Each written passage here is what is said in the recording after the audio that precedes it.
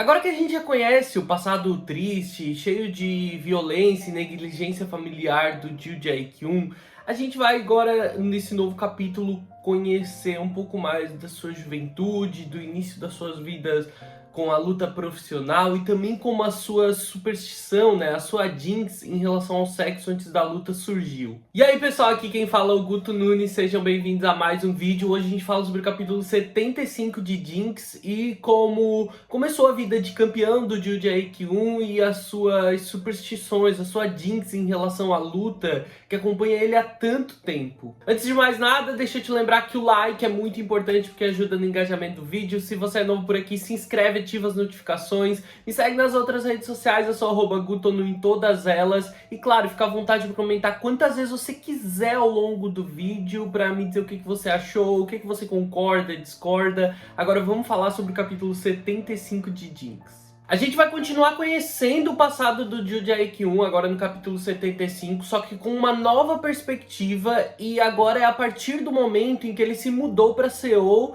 e passou a praticar artes marciais além do boxe exclusivamente. E nessa parte a gente vai ter a história contada da perspectiva do próprio Jiu Jae-kyun e não de um terceiro, como aconteceu sobre a infância dele, onde o antigo treinador contava. Quando ele começou a praticar artes marciais, ele percebeu que aquilo lá, aquele tipo de luta, era muito mais a praia dele do que apenas o boxe. E os novos companheiros dele, né, e os treinadores também, eles ficavam realmente surpresos ao perceber como ele era talentoso para aquilo, mesmo antes sendo praticado apenas um tipo de luta. O Nan-wook, que é hoje em dia a gente conhece ele como o treinador e meio que CEO da Team Black, né, a academia da qual o Jae-kyun faz parte, ele era só um Ryan do Jae-kyun lá na academia antigamente, mas ele já olhava para o Jae-kyun de maneira bem promissora e sabia que ele com a orientação e o treinamento certo ele ia ser imbatível nas lutas. Aos 20 anos de idade ele fez a estreia dele nas lutas competitivas e as pessoas perto dele ou que assistiam percebiam o quanto a câmera adorava a aparência dele.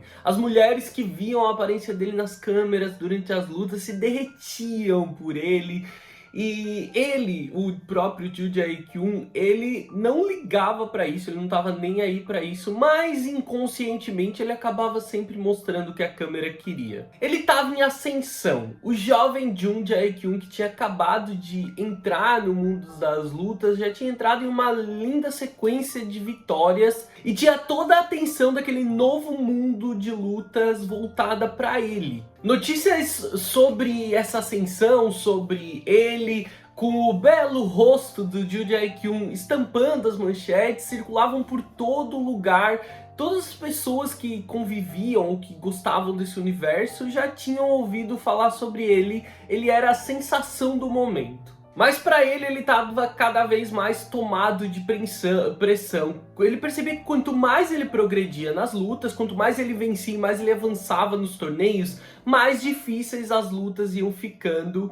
E ele estava cada vez tendo que se dedicar muito mais, até que chegou uma luta em que a sua linda sequência de vitórias foi derrubada. Ele sentia que mesmo que ele lutasse com todas as forças dele, ainda faltava alguma coisa e que por isso que ele foi derrotado. Os veteranos e treinadores da academia se perguntavam qual era o problema dele, porque nos treinos ele saía muito bem, mas quando chegava na hora da luta ele acabava vacilando muito, e quando as lutas chegaram em um nível mais alto, isso fazia com que ele acabasse indo à derrota. Eles na academia começavam a se perguntar se afinal de contas aquilo era só nervosismo pré-luta, né, no dia da luta, ou se ele era um lutador inconstante mesmo. Enquanto isso, o Jiu Jae-kyun, depois de cada luta que ele era derrotado, ele era consumido pelas lembranças da voz do pai dele dizendo que ele nunca ia ser nada na vida. A soma da inconstância durante as lutas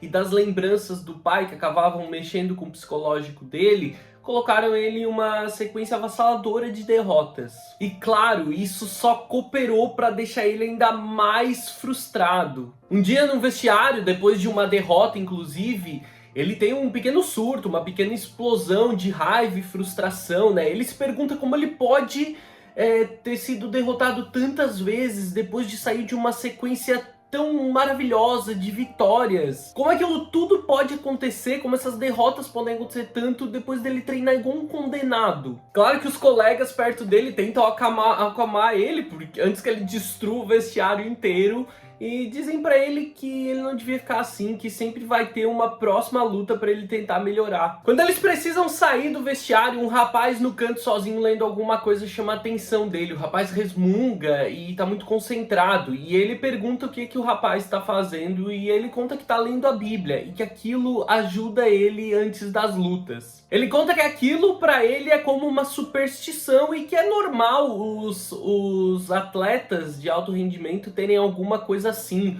como uma superstição ou um ritual que eles fazem antes da luta para acalmá-los, porque afinal de contas, o psicológico deles também, o psicológico e emocional deles também acaba tendo um grande impacto nas lutas. Isso faz ele pensar nas noites dele antes da luta, onde ele sempre acaba lembrando, né? Sempre é consumido pelas lembranças do pai. Ele sente que o pai, mesmo morto, dá um jeito de atrapalhar a vida dele. Então, graças a isso, a ser consumido pelas lembranças do pai, toda noite antes da luta ele acaba perdendo o sono e nunca consegue dormir direito, ele nunca tem uma boa noite de sono antes de uma luta. Numa dessas noites em que ele acaba tendo insônia antes da luta, os colegas dele, né, que também lutadores, convidam ele para eles saírem, para irem por uma balada, e por mais que ele questione eles, afinal de contas eles têm luta no dia seguinte, eles dizem que é bom para eles irem, porque isso vai ajudar eles a relaxarem antes da luta. Eles garantem que isso vai ajudar o Ryu Jae-kyun a relaxar antes da luta,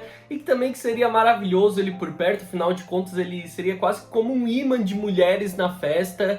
E também alegam que o Ryu Jae-kyun vai perder o sono, não vai conseguir dormir de qualquer jeito, então não tem por que ele não ir, e é óbvio que ele acaba cedendo. Aquela noite que ele sai, ele acaba tendo sexo com alguém que ele encontra na festa, e pra surpresa dele, depois disso ele acaba dormindo bem. E pra uma surpresa maior ainda, depois disso ele acaba vencendo a luta no dia seguinte. Esses dois resultados positivos são bastante para ele começar a se questionar se aquilo aconteceu por causa do que rolou na noite anterior. Então ele decide fazer um teste na sua próxima luta, né? E então ele faz a mesma coisa na noite anterior. Basicamente ele encontra alguém para ter sexo na noite anterior à luta, e para sua surpresa ele sai vitorioso. Ele não consegue entender bem aquilo ou o que aconteceu, mas os resultados positivos eram inegáveis. Dali pra frente, ele fez questão de manter essa mesma rotina todas as noites antes de uma luta.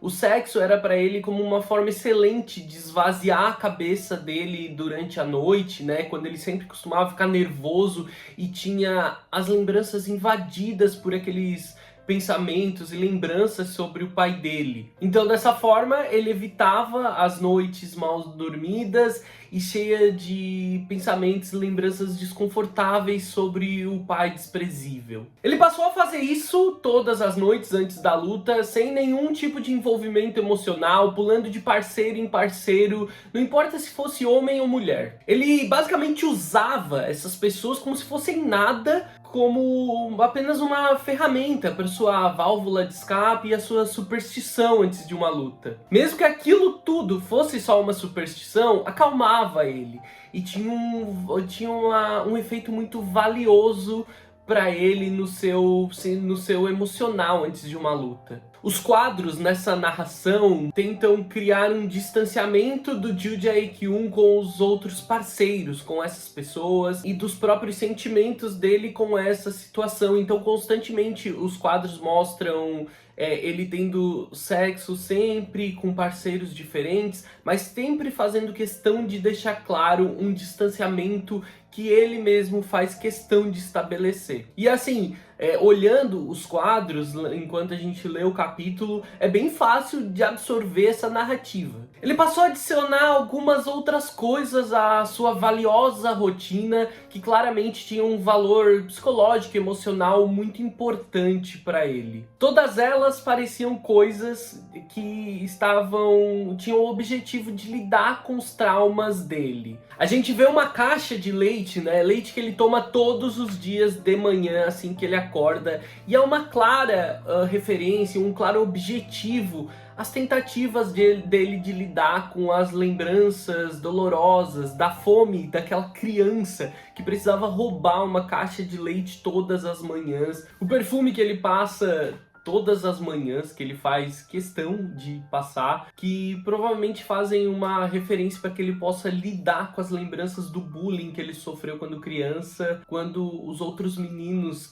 quando ele entrou na academia, chamavam ele de fedido e coisas do gênero. O Jae-kyung, agora com uma vida decente, dinheiro e saudável, ele fazia de tudo para lidar com os próprios traumas do passado. Ou talvez até apenas esquecê-los momentaneamente, como ele fazia através do sexo que ele usava para não passar aquelas noites sempre com as lembranças violentas do pai. A nova rotina tornou ele novamente vitorioso e estava tudo dando certo. E um dia ele recebe uma sugestão curiosa e uma proposta. Um dos Ryungs, o Nawook, sugere que ele abra a própria academia, a própria equipe, que com aquele talento todo e direcionamento certo, ele com certeza chegaria aos nacionais e poderia se tornar um grande vitorioso. Então ele gosta daquela proposta e assim nasce a Team Black como a gente conhece hoje. Uma nova etapa na vida do Joo Jae-kyung começa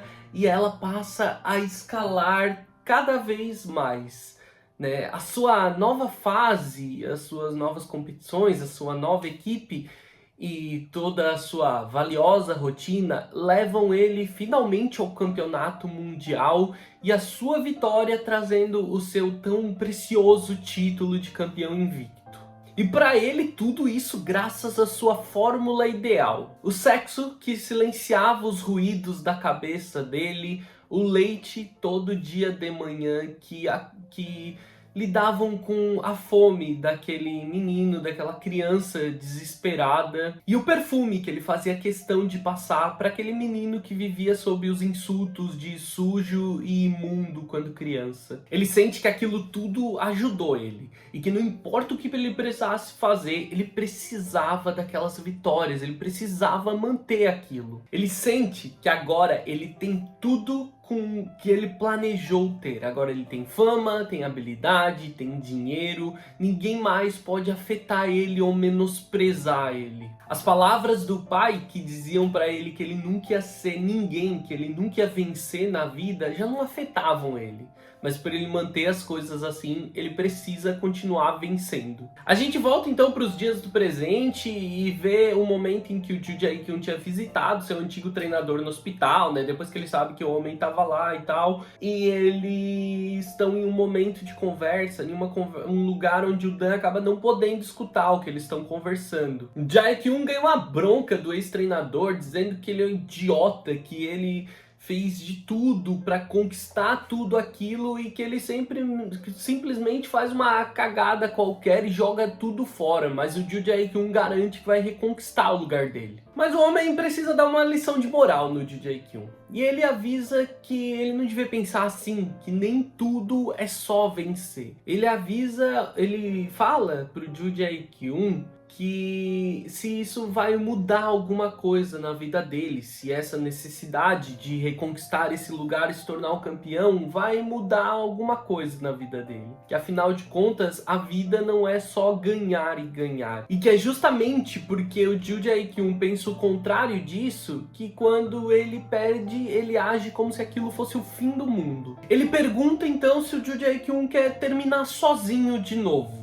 Isso deve doer, porque traz todas as lembranças da infância solitária e negligente do Joo Jae-kyung, até ser acolhido pelo antigo treinador e a mãe dele, e claro, traz lembranças do pai, né, que além de que era sua única família e ele já perdeu, por mais que tratasse ele daquela forma, também faz ele pensar no pai. Afinal de contas, o pai terminou sozinho e praticamente sem nenhum tipo de carinho quando ele morreu, e o Joo Jae-kyung definitivamente não quer terminar daquela forma. E claro, também a lembrança da mãe, com quem ele sonhou a infância toda em morar, em viver junto, por quem ele lutou em todo o começo da sua juventude para tentar estar com ela de novo, e que quando ele parecia ter alcançado ela simplesmente ignorou ele, né? Simplesmente se afastou dele. O treinador garante para ele que deve existir alguma coisa na vida dele que é mais importante do que ganhar,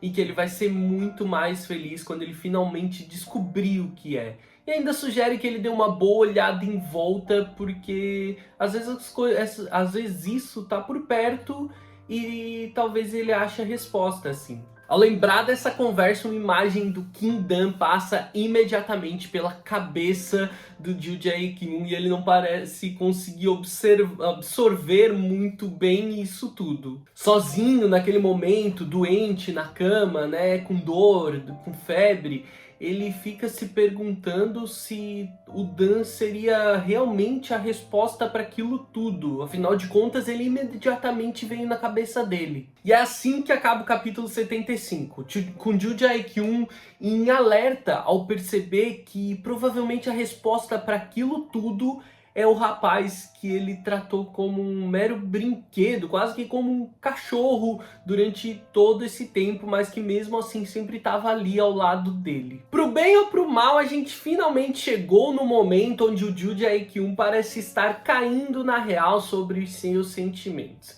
E assim, a minha opinião sobre isso. Eu sei que tem muita gente que odeia essa proposta da narrativa de que ele vai ter essa redenção, se apaixonar pelo Dan e ficarem juntos. Mas honestamente, eu acho que ler Jinx sempre foi um pouco sobre isso. Eu acho que ler Jinx e entender a narrativa, porque não tem nada de inovador nessa narrativa, gente. Não tem nada de surpreendente.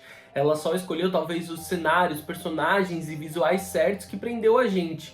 Mas Jinx não tem nada de inovador, e a narrativa é mais do mesmo, e eu acho, e não tem como a gente ter lido isso esse tempo todo sem estar esperando por isso. Pode ser por N motivos, pode ser por você querer ver os dois juntos finalmente depois de tanto sofrimento, o que é válido, ou pode ser pelo motivo de você querer ver ele completamente cadelizado pelo Dan depois de ter sido arrombado. Mas Jinx, eu acho que a proposta narrativa sempre foi muito sobre isso, assim, né? Eu acho que é isso que prende a gente à história há tanto tempo, é saber que um momento como esse, fosse de redenção ou fosse do Joo Jae-kyung se dando mal de alguma forma, esse momento ia chegar. E eu já comentei por aqui no canal que a própria autora já falou que ela adora histórias onde